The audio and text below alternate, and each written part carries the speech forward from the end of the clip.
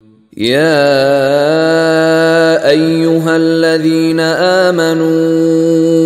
إنما المشركون نجس فلا يقربوا المسجد الحرام بعد عامهم هذا وإن خفتم عيلة فسوف يغنيكم الله من فضله إن شاء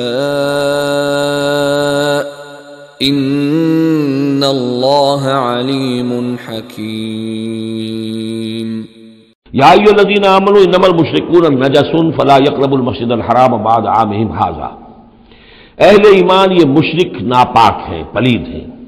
تو اب یہ اس سال کے بعد مسجد حرام کے قریب نہ پھٹکنے پائیں۔ سن 9 کا حج جو ہے کھلا تھا مشرکین کے لیے بھی اور اہل ایمان بھی گئے۔ حضرت ابو بکر کی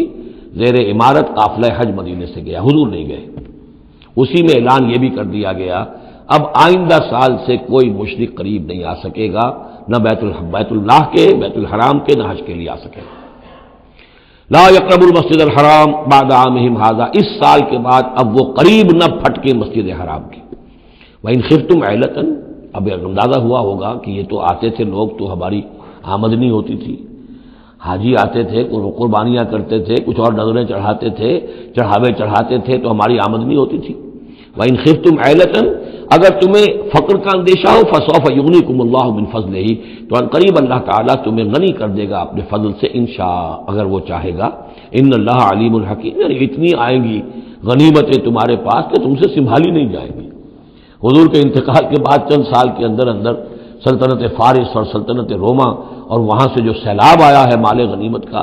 تو حضور نے تو یہی فرمایا تھا کہ اے مسلمانوں، اس دنیا سے جاتے ہوئے آپ نے فرمایا تھا کہ مجھے تم پر فقر کا اندیشہ نہیں ہے، مجھے تو اندیشہ اب یہ ہے کہ تم پر دولت کے انبار آ جائیں گے تمہارے قدموں میں، اور پھر تم اس دولت کی وجہ سے ایک دوسرے کی گردنیں مارو گے۔